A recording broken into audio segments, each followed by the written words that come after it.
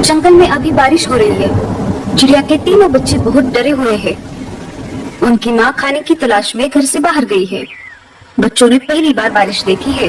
उन्हें पता नहीं कि बारिश के समय पर क्या करना चाहिए। भैया अंदर आ जाओ, बाहर खतरा हो सकता है।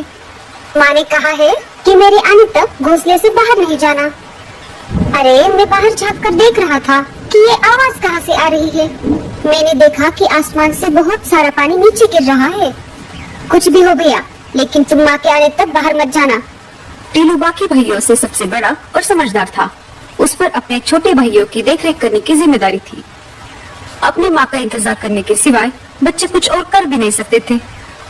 इधर लाडो चिड़िया बारिश से बचने के लिए पेड़ की डाली पर रुकी हुई थी। उसे भी अपने बच्चों की चिंता हो रही थी। मेरे बच्चे ठीक तो होंगे ना? बारिश शुरू होकर भी बहुत समय हो गया है। मुझे जल्द से जल्द अपने बच्चों के पास जाना होगा। वो बहुत डरे हुए होंगे। इधर बारिश रुकने का नाम नहीं ले रही थी। कालू कौवा तेज बारिश में अपने घोंसले की तरफ जा रहा था। तभी उसे लाडो चिड़िया एक पेड़ पर बैठी हुई दिखाई देती है।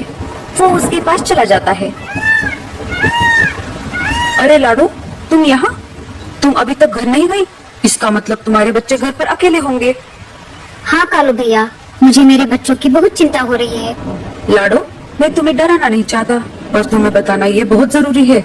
सुना है एक खतरनाक चीलों का झुंड हमारे जंगल में घुस आया है। हाँ कालू भैया, मुझे ये बात पता है। जब मैं कल बुलबुल चिड़िया के घर गई थी, तब मैंने देखा कि एक चील बुलबुल चिड़िया के बच्चों को खा रहा था। बुलबुल घर पर नहीं थी, फिर भी एक बच्चा जीवित था। मैंने उसे बचाने की ठान ली। तब मैं उस चील के पास चली गई। अरे ओ चील, छोड़ दे उस बच्चे को, नहीं तो तेरा बहुत बुरा हाल होगा।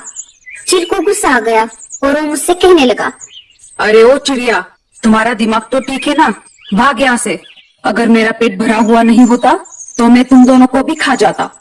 और देख लेना, आगे चलकर तुम मुझे कहीं पर दिखाई दोगी तो मैं तुम्हें नहीं छोड़ूंगा। मैं तुम्हें उसी समय खा जाऊंगा और डकार तक नहीं लूंगा। ऐसा कहकर चील वहाँ से उड़ गया कालू भैया। तभी वहाँ पर बुलबुल चिड़िया आ गई। उसने देखा तो वो बहुत दुखी हो गई, क्योंकि चील उसके दो बच्चों को खा चुका था। अरे ये क्या हो गया? मेरा तो सब कुछ लूट गया। ये सब किसने किया? मैं उसे नहीं छोड़ूंगी। अरे बहन, तुम्हारे बच्चों को चील ने खाया है।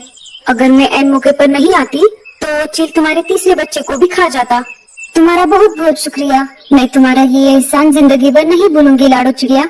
पर मैं अब उस चील को नहीं छोड़ूंगी। मैं उसे जान से मार दूंगी। वो मेरे आखिरी बच्चे को कभी भी खाने आ सकता है। अरे बहन, जल्दबाजी में गलत कदम मत उठाना। वो सिर्फ तुम्हारे बच्चों का ही नहीं, जंगल के बाकी पंछियों का भी शिकार कर रहा है। उसे हमें झांसे में फंसाना होगा और फिर हम उसको उसके किए की सजा देंगे। बिना सोच विचार किए जल्दबाजी में फैसला लेना गलत बात है।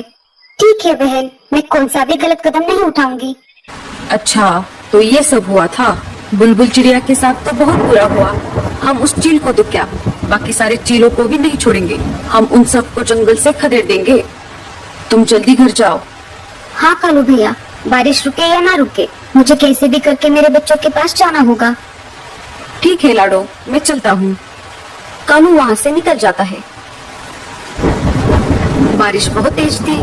खुद की जान की परवाह ना करते हुए लाडो तेज बारिश में अपने बच्चों की तरफ निकल पड़ी। बारिश की वजह से उसे उड़ने में दिक्कत हो रही थी।